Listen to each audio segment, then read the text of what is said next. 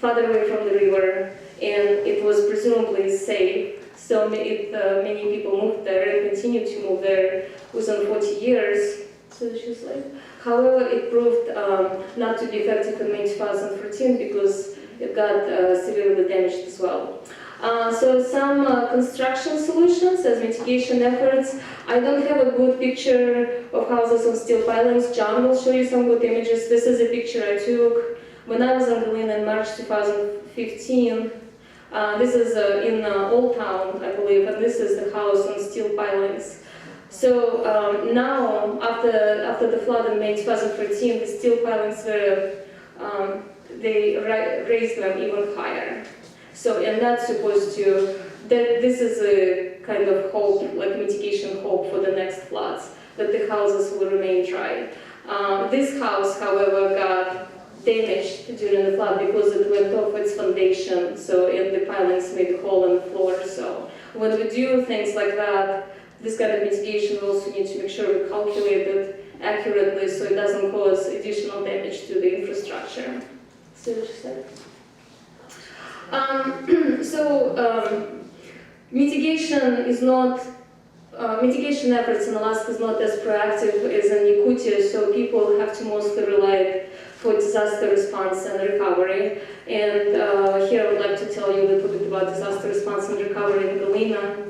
The flood took place, the flood started on May 26, and it lasted for maybe 3 days, and then the major disaster declaration. This is when in the United States you finally can get support from the federal agencies such as FEMA, was only issued in June 25th, so that's months later. This is already 1 month lost from the recovery time, which is so precious in Alaska.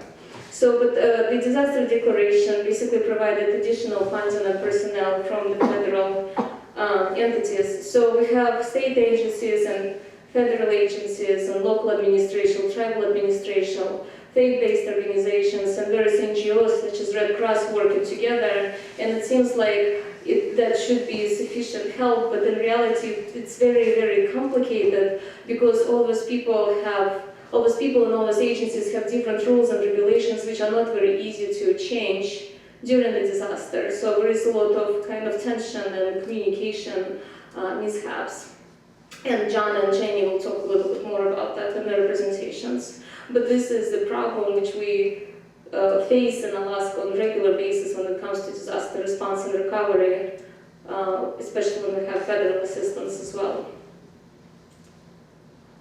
And because of that, we have headlines like that. So even though FEMA is a federal emergency management agency, it would be equivalent of MGS. So even though their intentions are incredibly good and they're working really hard to provide assistance in time, they got a lot of bad rap because their rules and regulations which work for lower 48, they just don't apply in Alaska, and they need to adjust them to Alaska accordingly. So this is it. So this is when we come to the communication strategies, because obviously many of these issues could have been solved with better communication, which is done in the long term. I'm sure many of you are familiar with this graph. This is the kind of hazard cycle, disaster cycle graph. So we have prevention and mitigation and preparation efforts we do before the disaster strikes, and then we have recovery and response efforts we do after the disaster took place. And communication is absolutely crucial during all of those stages, and it will change during all the stages. What one thing doesn't change is that it has to be ongoing. Communication has to be ongoing between the people which are affected by disasters and people which are trying to help.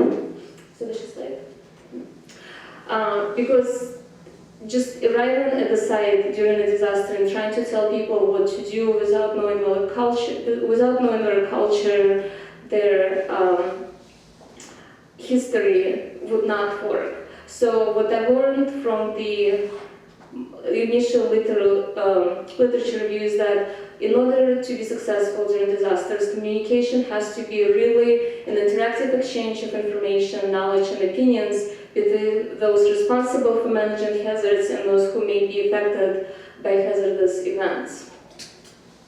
It cannot be just one way. There are quite a few best practices in risk and crisis communication. Just for the sake of time, I would like to highlight 3, which I think really apply in Alaska and the rest of the Arctic. First of all, culture and ethnicity approach. This is pretty straightforward. This is when the out-of-state emergency managers have to pay attention to the cultural, ethnicity, education traits in the community, because this determines if they understand the message, if people understand the message and how they understand and interpret your messages. Then there is also convergence communication approach, and this basically suggests that you need to involve audience in the lasting dialogue. Like I said previously, you cannot just arrive at the disaster site and start telling people what to do. They would not listen to you, and you actually might be wrong because your suggestions might just not work in this specific region. And finally, the social network contagion approach. This suggests that you need to team up with key social leaders in order to be effective. So for example, let's say in Alaska, when FEMA arrives at the disaster site, in order to be effective and proactive and quick in response and recovery, we should really team up with key social leaders such as John Horta and Jenny Pelcola, who could deliver their message to the people of Galena, because these are people who are respected on a regular basis, and the regular population listens to them on a regular basis. So that would be a better, smoother contact.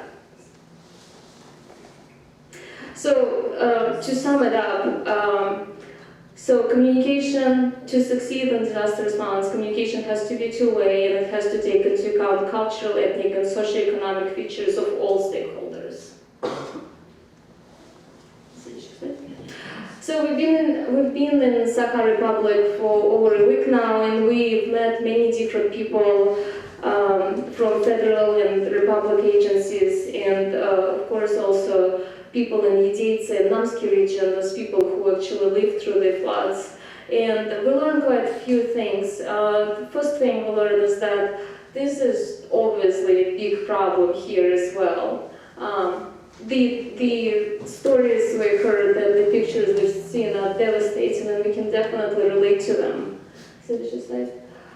Many things were interesting and surprising. I think all of us can agree that we are impressed at the level of communication and collaboration between all the different agencies. It seems very impressive to us because, as I mentioned at the beginning of my presentation, this is a problem in Alaska during disasters. This is something we're trying to resolve.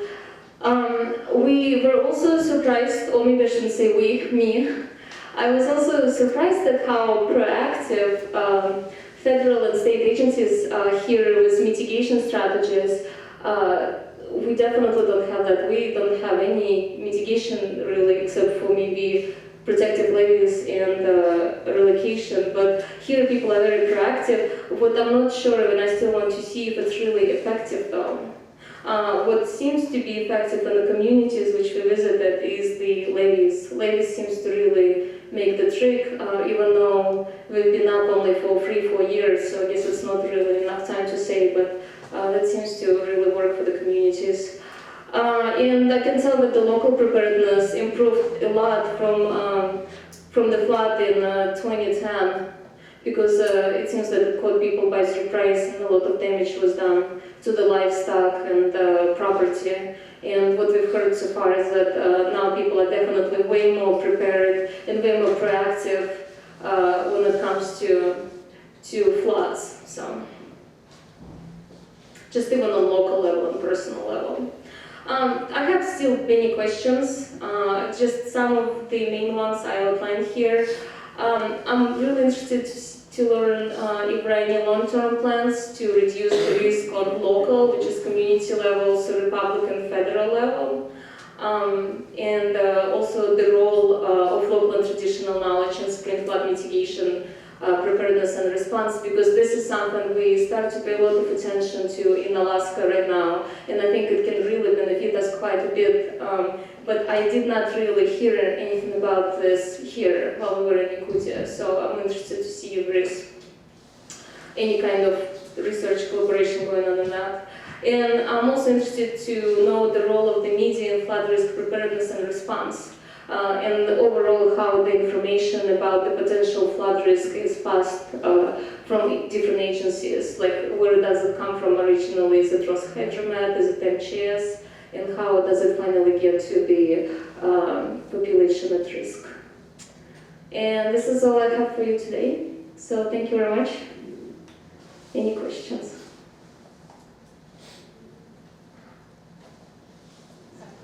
Mm-hmm.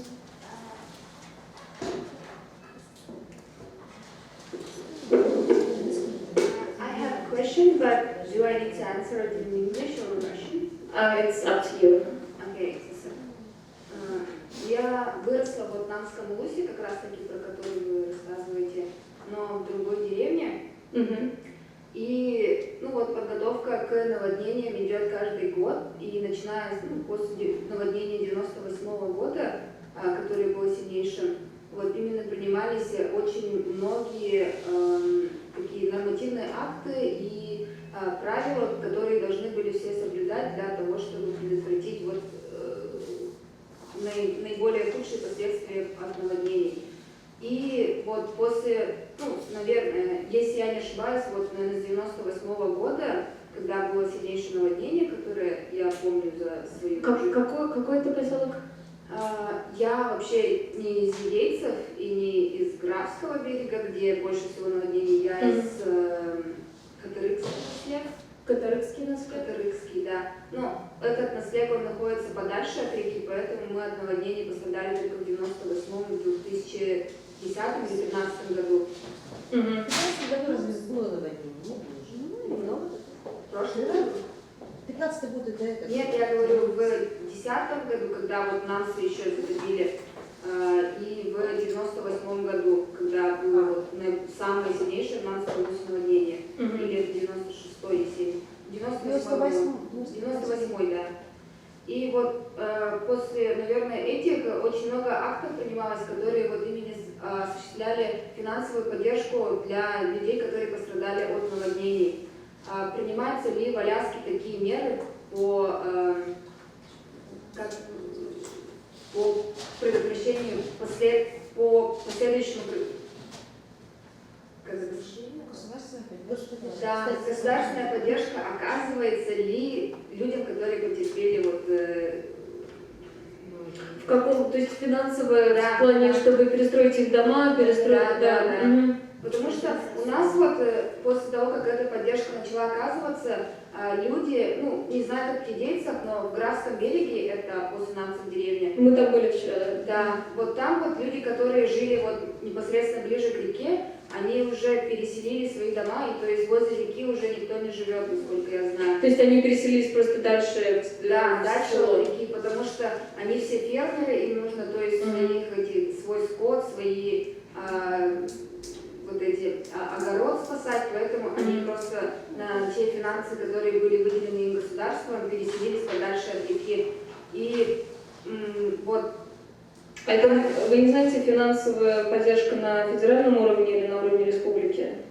Она на уровне республики, по-моему. И да, республики. Республики. Да, республики. И у нас также были такие в Графском береге, если я не ошибаюсь, тоже люди, которые уже переселились, но у них все еще остался этот дом возле реки. И этот дом каждый год топит, и они каждый год получают эту финансовую поддержку. Вы что? Да. Если я не ошибаюсь, Вы ошибаетесь. Да. Но все равно финансовая поддержка оказывается, и почему такой опыт не перенимают наши аляскинские галенцы, которые могли бы уже на эти финансовые поддержки просто переселиться подальше. Так, давайте сначала я переведу, чтобы все знали, что меня спросили, потом мы общими силами пытаемся ответить. So first I'll translate and then all together we'll try to answer this question. It's a tricky one. Okay, so как вас зовут? Марина. Marina. So Marina actually grew up in Namskilus. She grew up in a small village in Namskilus, which got flooded in '98 and 2010. And she is a witness of how the preparedness on the local level got tremendously improved just among the population. Like the local authorities tell them exactly what to do before the breakup season, so they now can preserve the cattle and at least preserve the cattle and some of their belongings. She's asking that, she said that the Republic provided quite a bit of financial support for the people in her village to rebuild their houses, and many of them rebuilt the houses kind of farther into the village, farther from the flood line. And so her first question is, do people in Alaska, in Galena, receive that support on a state level? I guess to be equal, because they received it from the Republic level. So that's the question. Джон ответит, потому что он мэр Галены, ему лучше знать. Well, yeah, it depends if it's a federally declared disaster or not. And initially we received assistance from the state, but when it went to a federal disaster, then the funding stream changes. And in a federal disaster, the feds pay 75% and the states pay 25%. Okay. Ну, значит, смотрите, там чуть-чуть более сложно. Значит, федеральная поддержка оказывается на федеральном уровне. А вы поняли, вам переводить или нет? Другим перевести? Значит, поддержка на федеральном уровне проводится только если это было официально, вот объявлена официальная катастрофа на государственном уровне, да, то есть когда приезжает федеральная поддержка. Если они приезжают, тогда они делят расходы. 75% идет из федерального бюджета, 25% идет из бюджета штата Аляски. Я не знаю, как быстро смогли перестроиться вот у вас в поселке. На Аляске просто это очень долгий процесс, потому что нужно пройти через большую, значит, такую бюрократическую цепь, да, то есть со всеми документами, там, справками и так далее. Значит, если это не идет, если это не считается как катастрофа на федеральном уровне, тогда это просто полностью будет обязанностью штата. Хотите, я у него спрошу, как долго ушло на то, чтобы получить поддержку?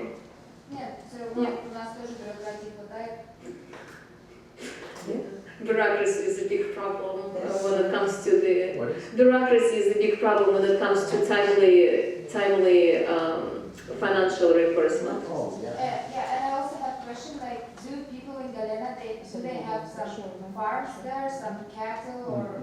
Нет. Yeah, because here, like, lots of people, they have cattle and some small farms in their garden, and this is like, for them it's very important to be prepared for that, because first of all they need to save cattle, because cattle is like everything that you need to survive in here.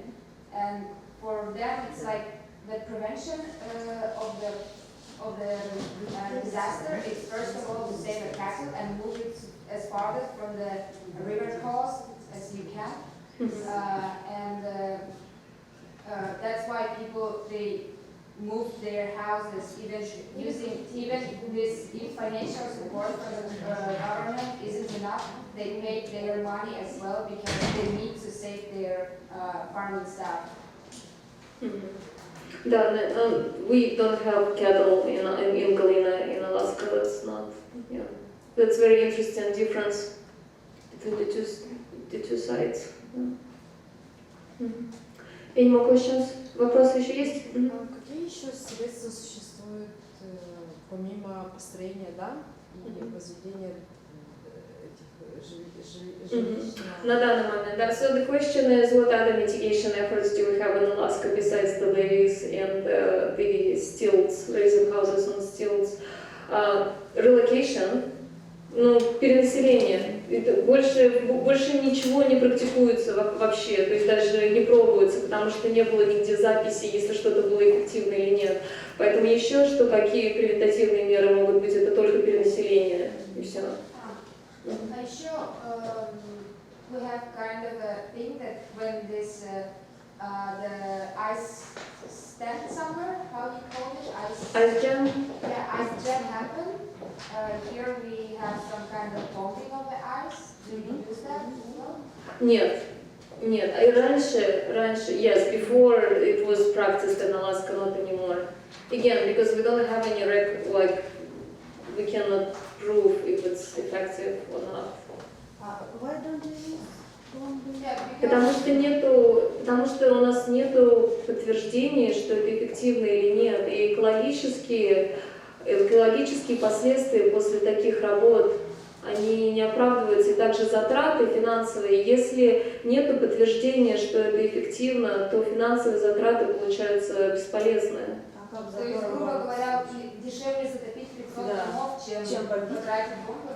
Разные учреждения в ответе, разные службы в ответе за разные превентативные меры, правильно? То есть для того, чтобы их убедить, чтобы они вернулись, да, с какими-то мерами, нужно предоставить факты. Фактов нет. То, что я сказала в презентации, то, что я рассказала, проводились разные превентативные меры в течение истории, да, там, например, ВВС что-то пробовала, National Weather Service, то, что Национальное бюро погоды что-то пробовало, но они не постоянные, к сожалению, записи нет, и у нас нет доказательств того, что что-то эффективно, что-то нет. И чтобы убедить эти агентства, чтобы они как-то деньги на это тратили, практически невозможно.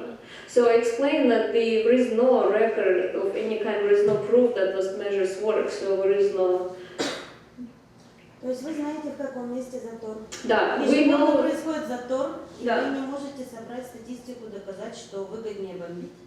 Ну, у нас нет статистики, что бомбежка, которая происходила раньше, она как-то помогала или нет. Но это помогает, это же очевидно. Это не очевидно. Ну, это лучше, чем зачернение.